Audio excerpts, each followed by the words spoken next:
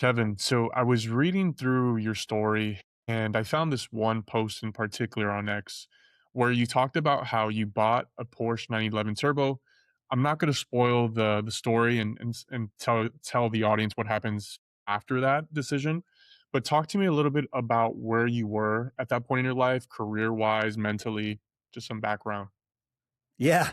This is a story that I posted online just for fun, and it kind of went viral, and there's I think there's an important lesson in it too. So the Porsche story, the infamous Porsche story. So I was around 40 years old. I'd worked my way up the corporate ladder. I had just landed my first big C-level job at a multi-billion dollar public company. So it was a big career win for me. And it came with all the things you might expect being in the executive suite at a big company, big compensation and bonuses and perks. And to reward myself, I decided that I was going to go out and buy a Porsche 911 because ever since I was a teenage boy, that's been the car of my dreams. I used to tear pages out of the car magazines and hang them on my wall as a teenager. I've always thought the Porsche 911 is just the most beautiful car. It's timeless. And so I went to a car dealership in Dallas, Texas, where I lived at the time, and I paid cash for this 911 twin turbo convertible. I think it was the check I wrote, I think was $240,000. And it felt really good because I was able to pay cash for it. It wasn't a financial stretch. And so I took the car home. And that night, literally, I'm sitting in bed and I'm lying awake thinking about that car in my garage. And to be honest, it's kind of stressing me out. It's like, oh, the maintenance is going to come with it. And, where am I going to go with it? How often am I going to drive it? And I kind of had an epiphany. And what I realized is that I had changed. I wasn't 16-year-old Kevin anymore who idolized that car. My values were a little bit different. And I wasn't as into the car as I thought I'd be. And so the funny part of the story is, and this is all true, the next morning I woke up, drove the car back to the dealership and told the manager of the dealership, hey man, it's an incredible car, but not for me at this stage of life. And to his credit, he said, hey, you're the first person to have ever done that. He shook my hand, took the keys back.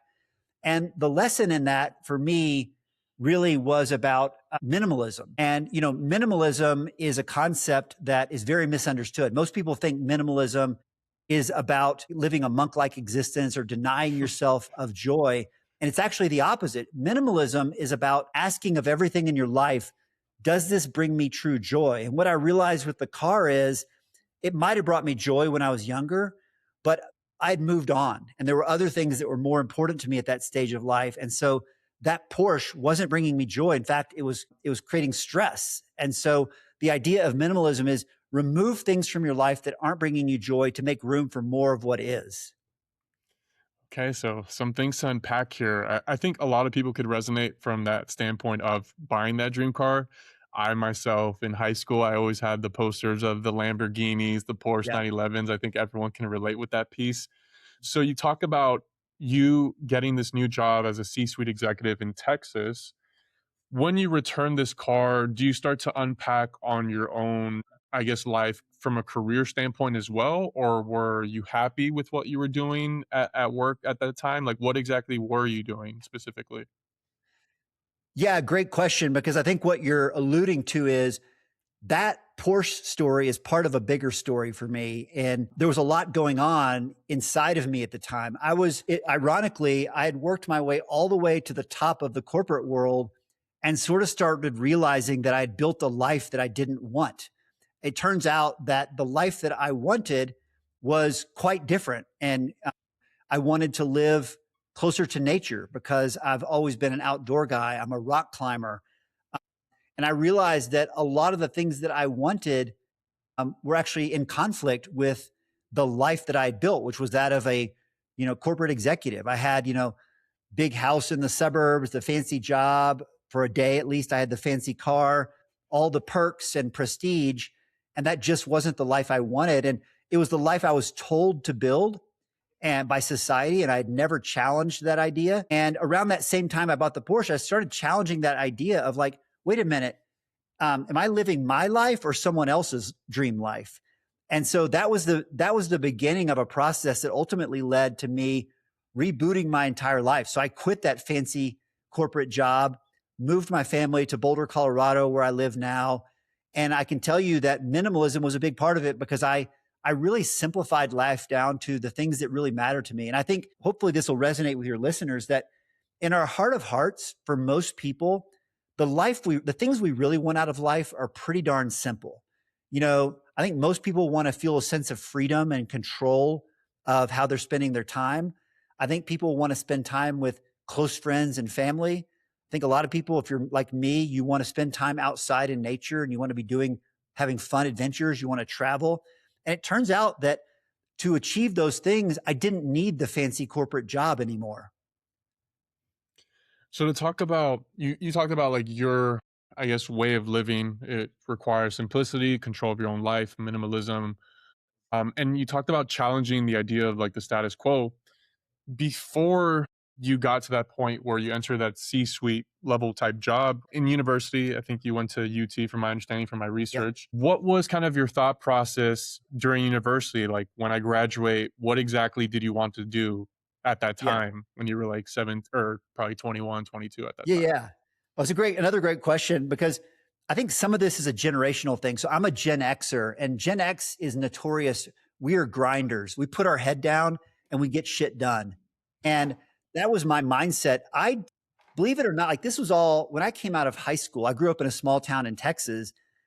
The idea that you could build a life around what you enjoy wasn't even a thought. Like the plan was that you put your head down, you go to college, you get a degree, you go into the corporate world, the working world, you put your head down again, and then you grind for 40 years and at some point maybe you retire. That was the only model I had ever heard of.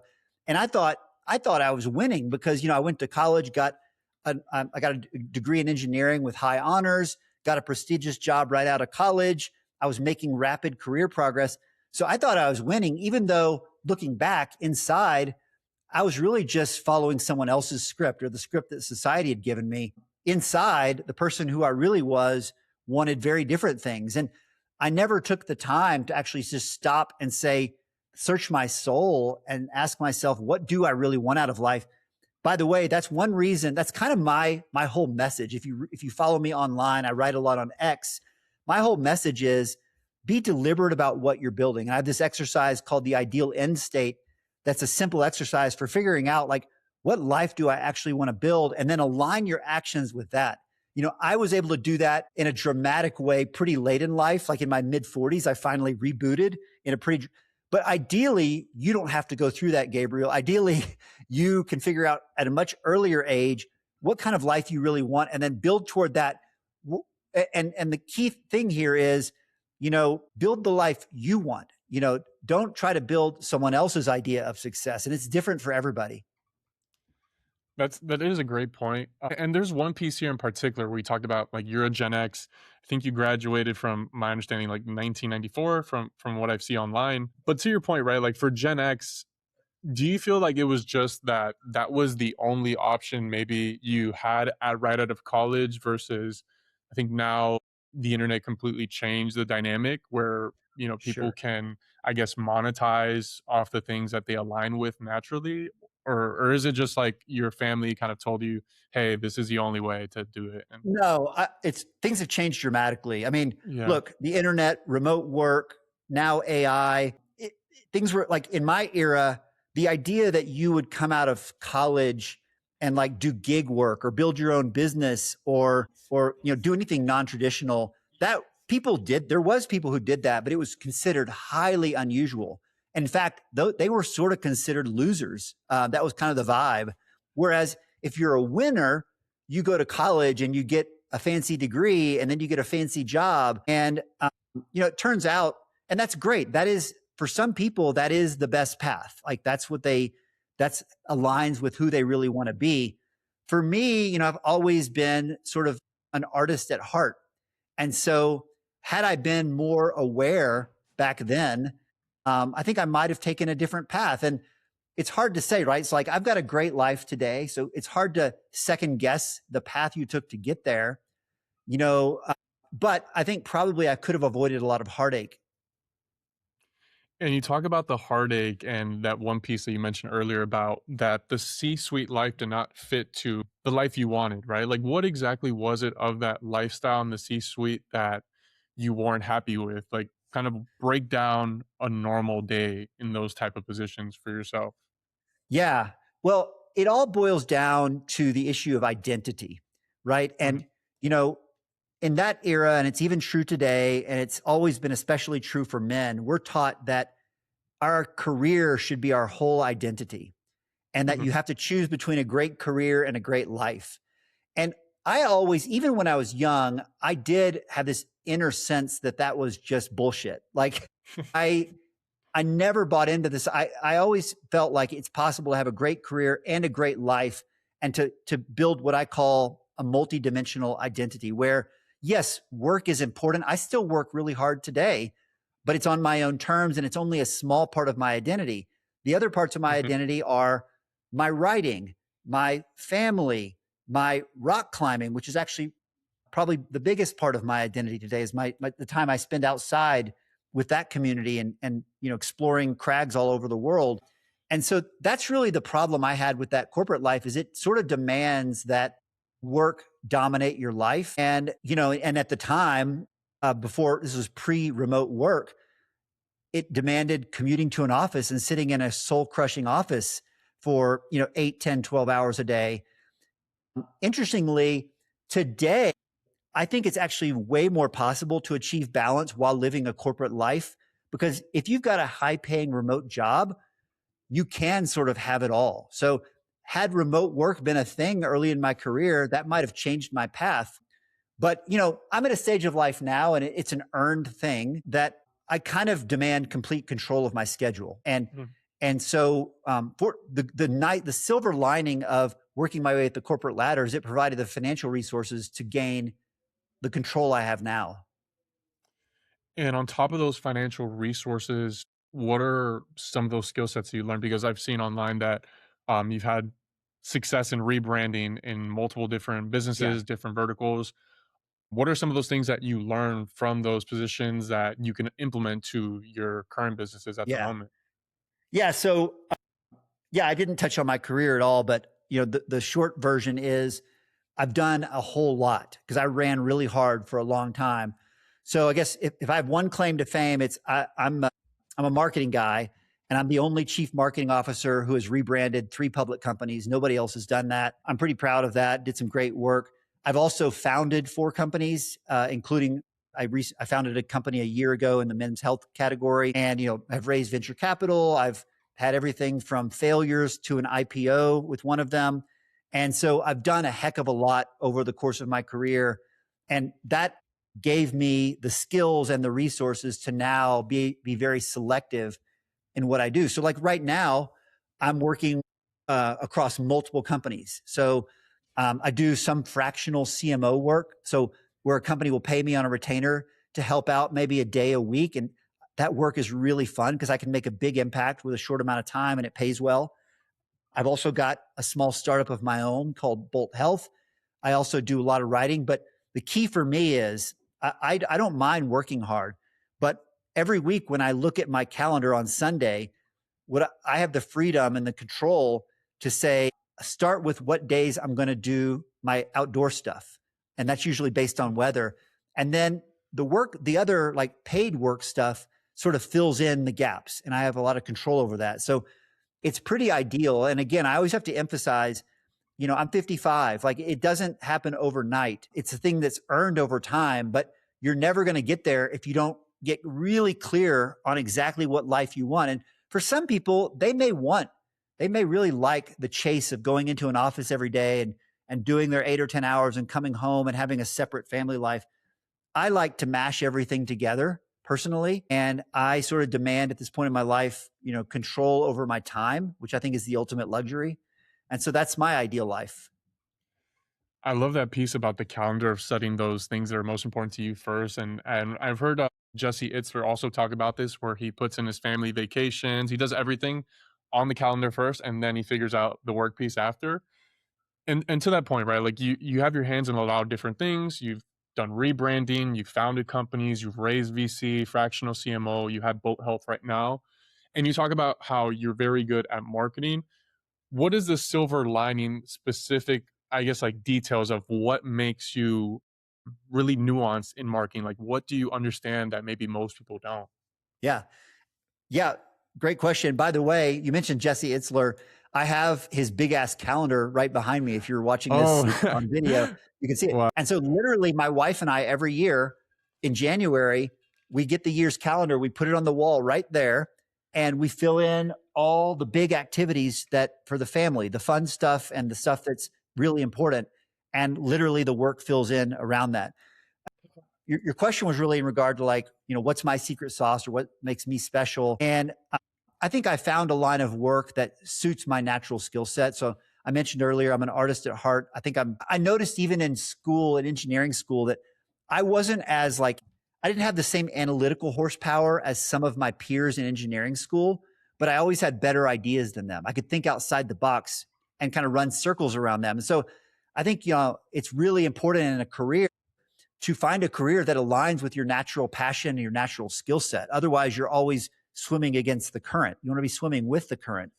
And so I kind of made a career on being an idea guy. And people like to poop on ideas and say, oh, ideas don't matter, it's execution. But I've always argued that great ideas make execution way easier and way better.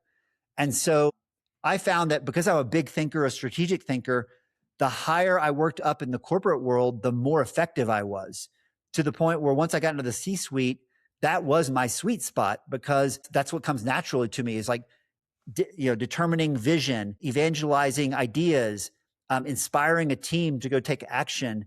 Those are unique skill sets that I'm really good at. And I applied that without really meaning to. It ended up working, being really powerful in the world of branding. So creating, doing brand transformations, brand turnarounds, creating brands for companies. That ended up being a great way to express my art. I think of my work really as art at the end of the day. So you talk about you're an artist at heart, big on ideas, and like going through your career arc as well. You went up the ranks on the C-suite side, but there was like a point I think maybe in the beginning of your career where it seems like you went from founding a company to then going the corporate ladder. And I think the first one that I see on the timeline was I choose. Yeah.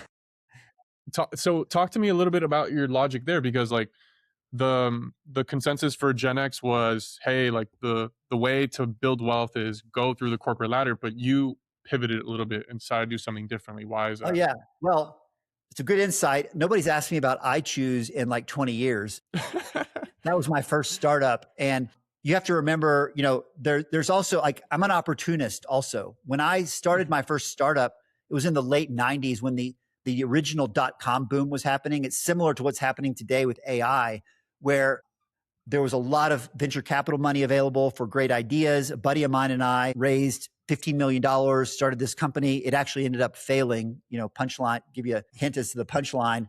But throughout my whole career, I've gone back and forth between the entrepreneurial world and the corporate world.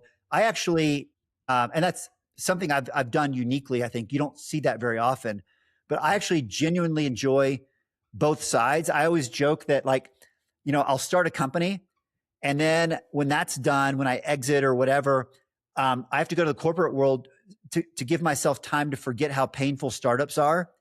And then I realize how painful the corporate world is. So I jump back into another startup. And I've flip flopped like that several times. But the truth is, I enjoy both types of work. And I do, like I mentioned earlier, I do approach all of my work as art. And I think that's how, I think art can take many forms.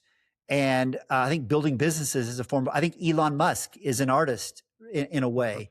And so that's always how I've approached my work. And it doesn't really matter to me whether it's a startup or whether it's a, multi-billion-dollar company. I kind of do the same things. And to dive into that story a little bit more, right? Like you and your friend, you raised $15 million. Like, how were you guys able to do that? And where were you in your life at that point? Were you still in University of Texas, or did you already graduate? Where were you No, working? it was shortly after graduation, though. So I started I came out of school and I started my career in management consulting for a big consulting firm. And that was the most prestigious job to get at the time. So I thought I'd won. I only lasted a few years in that because the internet boom was happening. So my buddy and I, we started this early e-commerce company called I Choose. And like I said, we raised a bunch of money, hired 90 people, and kind of rode the wave all the way up. And then you're probably too young to remember this, but in the early 2000s, the internet bubble burst and the stock market tanked. And we basically ran out of money. So it was an expensive lesson for me. I call it my MBA on steroids. I learned a tremendous amount in those 2 or 3 years about what it takes to build a business. And in retrospect, it's kind of insane that venture capitalists gave me, I was like 25, they gave me like 50 million bucks to go kind of do with what I chose. And I was not qualified. I think some guys are at that age, but I definitely didn't know what the hell I was doing. But I certainly got a great education. And how do you apply that lesson of raising money in VC with boat health right now? The lesson is don't do it if you can avoid it. So there's definitely a role for venture capital, but having raised, I would guess like 10 rounds across my career, it's a double-edged sword. And the beautiful thing is today, more than ever, dude, with AI and all these incredible software platforms out there, you can bootstrap just about anything. And what I tell people now is use venture capital when it's clear that you've got product market fit and you're ready to scale. But in the early stages, you should bootstrap if you can. And that's how we started. I have two partners in Bolt Health. We started Bolt Health with our own money and we've grown it. It's now a 7-figure business and we have 0 investors. And will we take money in the future to grow the business? Maybe. I'm not putting that option off the table, but we'll only do it when it becomes really clear that it will enable us to grow the pie significantly. And for Bolt Health, you said it's 7-figure business, and you also talk about how you're very much savvy in marketing. I'm curious to see what is, I guess, the big difference between in the late 90s, early 2000s, that type of marketing versus 2026 marketing. I think the biggest difference is the influencer economy and social media that is the primary way we grow the business. And we still do all the we do online ads and the meta ads, Google ads, all that stuff. But we do a lot of influencer partnerships. And yeah, I mean, it's always been true that the best marketing is a referral from a customer, right? That's always been the case. It's just that in the past, there wasn't as direct a way to make that happen. And so what we try to do at Bolt is it turns out that a lot of our customers have online followings. In fact, the one I'll mention as an example is JP Sears. He has, I don't think 7 million followers across his social media platforms. He actually became a Bolt customer before we even talked about helping us to promote the brand. He was just a Bolt customer who met us through a friend. And we said, hey, like, you've got a big audience. Why don't you just promote Bolt? And, we'll give you a little cut of the sales that you drive through your promotion. You can do it in an authentic way because you're a big believer in what we do. And so that's been, a huge, that's one example of a huge influencer win where it's just a real customer talking about their experience authentically, something they're passionate about, and it spreads the word. Yeah, I've heard multiple stories of people saying that the primary driver of the revenue is through affiliate marketing and referrals. I'm curious to backtrack a little bit though. For Bolt, what made you start this company first and foremost? Long story, but I'll give you the short version. So I've been into health and fitness my entire life. I've always been an athlete for almost 30 years. I've been a very serious rock climber. That's why I live in Boulder. I'm looking out my window right now at some of the rocks that I climb. So health has always been super important to me. And I've tracked my blood work for almost 20 years. I was a biohacker before that word even existed, way ahead of the curve on that because I was always interested in it. And so over the years, I noticed that one blood marker in particular started to decline and it correlated with some symptoms I was having, and that was testosterone. I started noticing like more afternoon fatigue, lower libido, a little bit of cloudy thinking. And I tried everything under the sun to raise my T level naturally. And some things sort of worked with mixed results. But what I learned and what I tell guys today is at some point, you have a choice. You're either going to do something about your hormones or you're just going to accept a slow decline in performance, which there's no shame in that. But I wanted to choose door number one. I want to, perform at the highest level for as long as possible. So a few years ago, I tried testosterone replacement therapy. It changed my life almost overnight. Uh, and along the way, I discovered that a lot of the protocols out there are super outdated. So Bolt Health was a company that I founded with two partners around this microdosing protocol that we pioneered, which is basically small doses of testosterone each morning. And it turns out that's a much more effective mechanism for optimizing testosterone.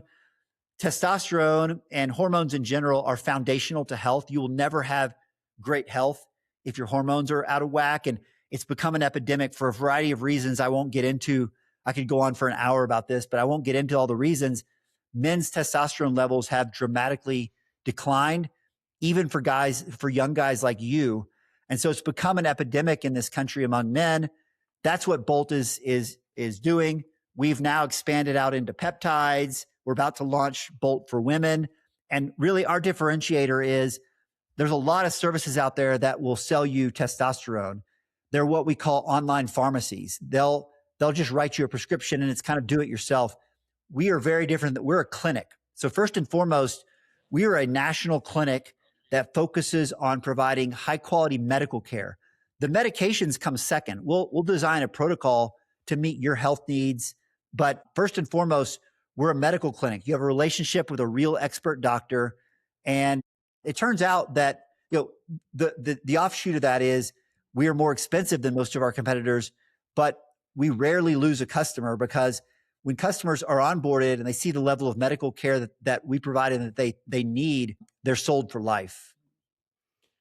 And you talk about this epidemic, right? And even for individuals that maybe are millennials or Gen Zs, why do you think is the case? Is it less people just going out in nature and exercising, or is there something else? What's All the the thesis above, here? man. It's like, Yeah. and the studies are only just beginning to make this clear. It's bad diet, it's obesity, it's microplastics, which tend to manifest in the testicles and disrupt endocrine production. It's our environment and our chemicals. It's lack of sleep. It's lack of exercise. It's lack of sunshine.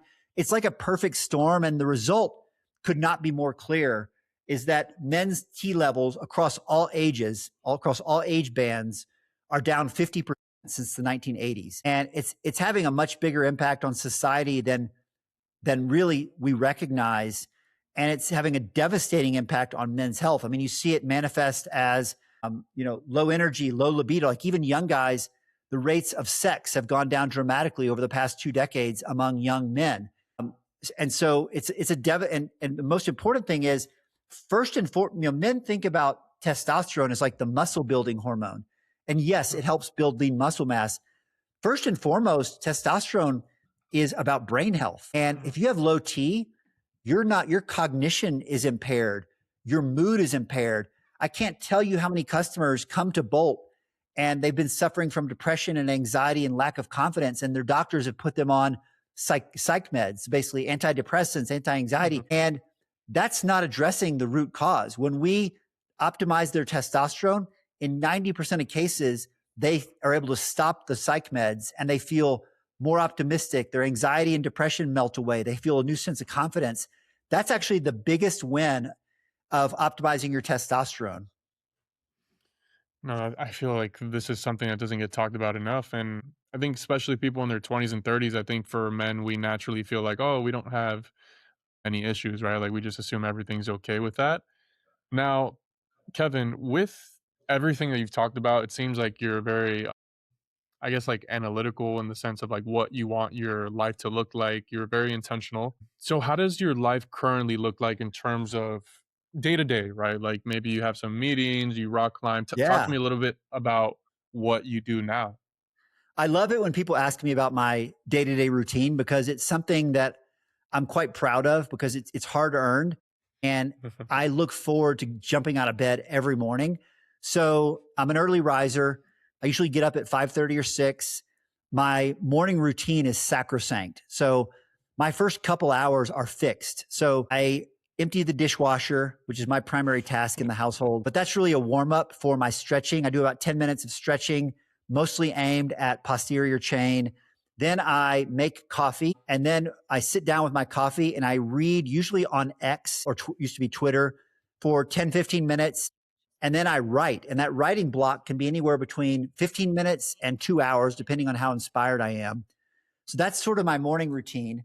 Then I'll typically have breakfast. I eat the same thing almost every day, which is 3 eggs and fruit.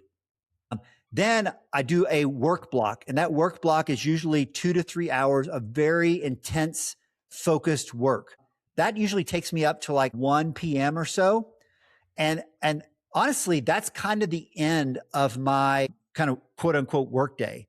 From there, I almost always go for a long walk over lunch. I live really close to the trails, so that's very easy for me. And then I'll do admin work in the afternoon. Maybe I go work out. Now, that's a work day. On a climbing day, and I mentioned like every week I sort of circle the days with the best weather and I line up partners for climbing. On a climbing day, I'm usually out the door really early and climb the huge majority of the day. I'll get home in the afternoon and triage my work stuff, but I usually will not do a deep work block. And what I've found, and I think this is true of most people, but it's just not how the standard 9 to 5 factory work model was set up.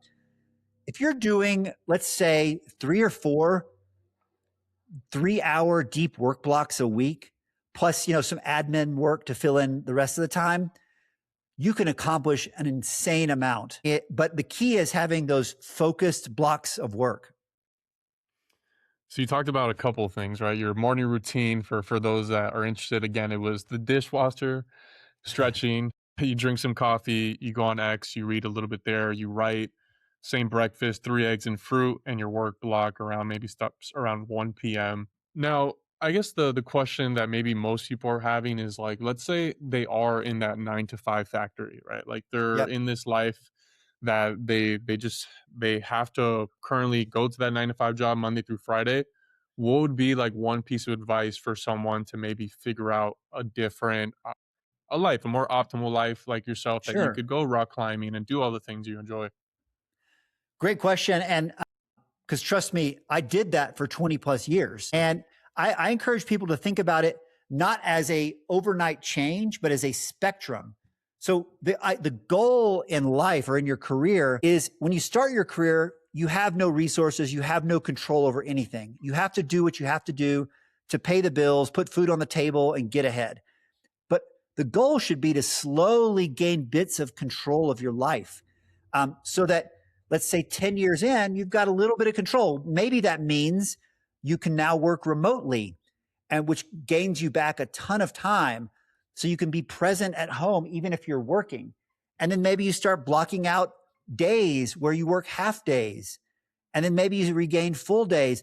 It's You have to be, I think the word you said earlier, intentional, is the key word that people should take away from this podcast. Is whatever you do, be intentional about it. Understand what the end goal is. And it might take you, like it did me, 25 years to get there, but you can inch your way there. It's not like the idea that like you grind away for 40 years and then suddenly you retire and do nothing. That's not healthy. It's not a good plan. Get that out of your mind. The goal is to slowly build a life that you don't need to retire from. And that's done in bits and pieces. And it looks different for everybody, which is why that ideal end state exercise I mentioned is so important. Just define what you want to build toward. No, it's a very, very, very important point and to that. Like it doesn't happen overnight. And I think another thing that you mentioned before this was very important as well, that the blocks of time of doing deep work were pretty much programmed to think like we have to be at our computer 9 to 5 every day. If not, we're not, going on the path, right? What is, I guess, your definition of deep work? Like what is that consist of in your own life? Yeah. So you're bringing up a point that everybody will identify with, which is like anybody who works in an office or especially if you work for a big company, you know that there's a lot of wasted time and what I call fake work going on. There's a lot of performative work that doesn't move the ball forward. And I think if you want to become more independent, it's really important to embrace this idea of being 1000% results oriented. That came naturally to me.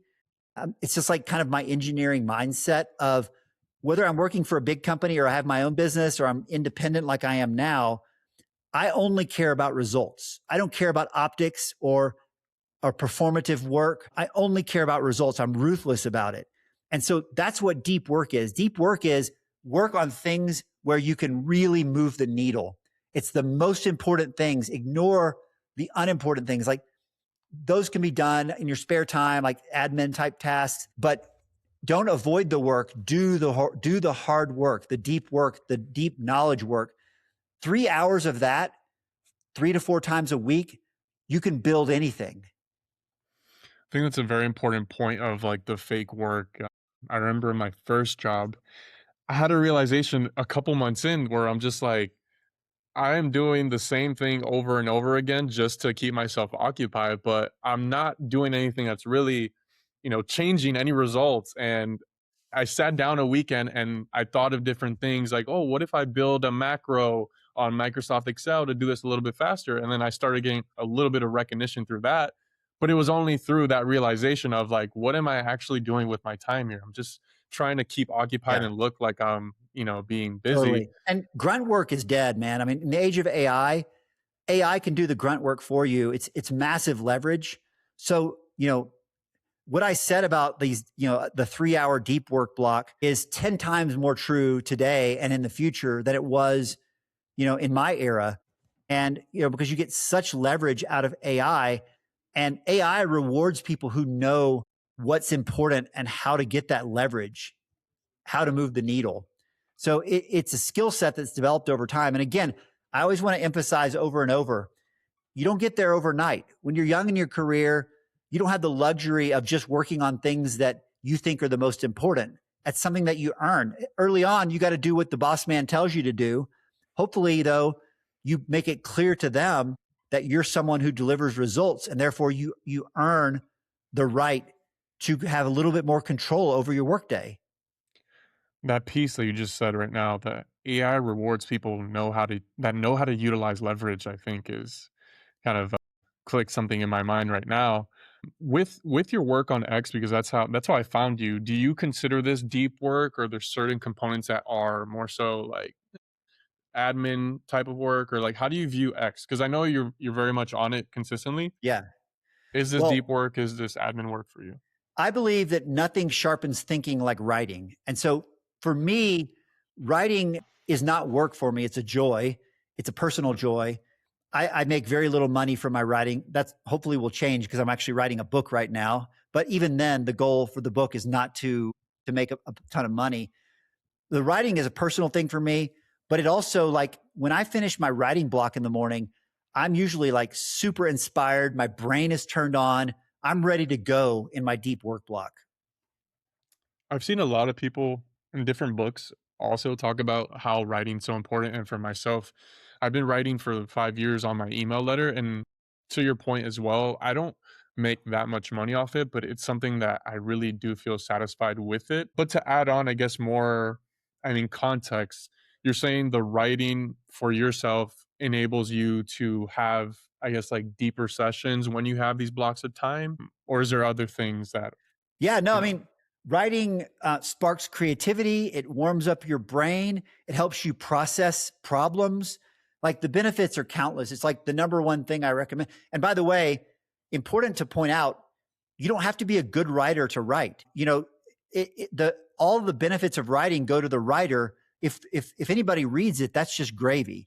I think there is merit in the accountability of posting to a public platform like X. So I post almost every day, and that's really just the accountability. And it has secondary benefits, like you start to build a following. And it's changed my life because of the people I've met, the opportunities it's brought to me. But that actually, even today, I've been writing on X now since 2019, so like 7 years. Even today, I write for myself first and foremost. I'm not writing to drive engagement or to please an audience. Of course, I enjoy when one of my posts goes viral. I enjoy that. It's rewarding, but I get all the benefit from the writing itself. And for this last piece here, what what is the book about that you're currently writing? So the book is basically a compilation of all the lessons I've learned through my journey. And, you know, look, the last thing the world needs is another book. There's too many books out there already. But I think my edge is in lived experience. A lot of the books that you'll find out there that are in like what you might call like the self-help category, you know, broadly speaking, are written, they're either like what I call book reports where someone interviewed or talked to a bunch of people and is like reporting back on what they learned. You know, like a great example would be like the work, some books on stoicism. You know, all they're doing is summarizing and reporting on Marcus Aurelius and some of these other Stoics. And there's value in those, but what you don't see much of is books like based on real lived experience. And I'm a big believer that the more personal something is, the more universal. We all struggle with the same challenges. And I've learned a lot of contrarian lessons actually over the years that that I think others will find valuable. And I think the proof of that is like, you know, the success I've had on X. And so I've got a built-in audience for a book. It's something I want to do for myself. And it's a momentous task. Like when I went into it, I thought, oh, well, I've written 80% of the book because I've been writing on X in long form for, 7 years. But it turns out a book is a whole other beast. And, I'm only like 2 chapters in and it's already proving to be a huge task, but it's something I want to do for myself. And I've been approached by, for example, a couple publishers, and I'm not going down that path. I'm going to own 100% of it. I'm going to self-publish. I don't care if 5 people read it or 5 million people read it. I'd rather the 5 million, but the main thing is it's for me, it's for my kids. And if it can impact a handful of people, that's all I want out of it. I love that, Kevin. And I guess to end off on this question here, I just had twins, 2 girls, and I saw online you're also a father. What is some advice you would give to your 30-year-old self Yeah. As a parent, as a parent? so I'd say 2 things. Number one, kids hear very little of what you say, but they see everything you do. So, the apple doesn't fall far from the tree. The behaviors that you and your partner, wife, whatever, model are most likely the behaviors that your kids are going to adopt. And so that's something to really take to heart. That's number one. Number two is a lesson that I learned from the big wave surfer, Laird Hamilton, and his wife, Gabby Reese. Laird tells this story where he came home one time from surfing and his wife was in the kitchen just sobbing. And he's like, what's wrong? And Gabby said, I'm a failure as a mom. I'm arguing with our daughter. She's not listening to me. She's making bad decisions. And Laird, in his typical Zen fashion, kind of paused for a moment and then said, you love them and you're here. The rest is details. And I think that's profound because the 2 components of that, you love them. And that means real love. Like if you truly love your kids, you want what's best for them and you're present. That's the best gift you can give them is your presence. And then add to that what I said, the first thing I said around modeling the behaviors you want. And that's 95% of it, dude. I love that, Kevin. Thank you for your advice on that. Where can people find you on X? Where can people find Bolt Health? Plug yourself in. Yeah, yeah. And by the way, I only do these for fun. I'm not here to plug or sell anything. You reached out. I thought you sounded like an interesting guy to talk to. So I agreed to do this. But since you asked, you can find me on X. My handle is at Camp4, CAMP number 4. That's a climbing reference. You can Google it if you want to know the history on that. And then you can find my company, Bolt Health, if you're interested in hormone optimization. It's bolt.health. By the way, we're offering something right now we haven't done before, which is for $149, you can get comprehensive blood testing and a consultation with one of our expert doctors with no commitment to do anything. If you just think you might have low T, you can get your blood tested and meet with a doctor and at least have a game plan. The game plan may be you're good to go. You don't need to do anything. It might be some diet changes or some supplements. It might be that you need to explore testosterone therapy. So the one thing I'd say to guys is if you suspect that you have low T, get your blood tested. It's a simple test. We have a thing online that's free called yourtscore.com. And you can go there and you answer 10 questions and it's a questionnaire that was developed by some scientists at the University of St. Louis. It's 85 accurate at predicting if you have low T or not. Literally answer 10 questions. It's free, takes 2 minutes, and you'll find out with 85% accuracy if you have low T or not. So those are my plugs, my friend. Amazing. Well, Kevin, there was a lot of lessons here. I definitely need to re-listen and absorb all the gems you threw out here. But dude, honestly, thank you so much for your time, and I hope someone got something out of this. Appreciate you. You bet. It was fun. Thank you, Kevin. Cheers. Man.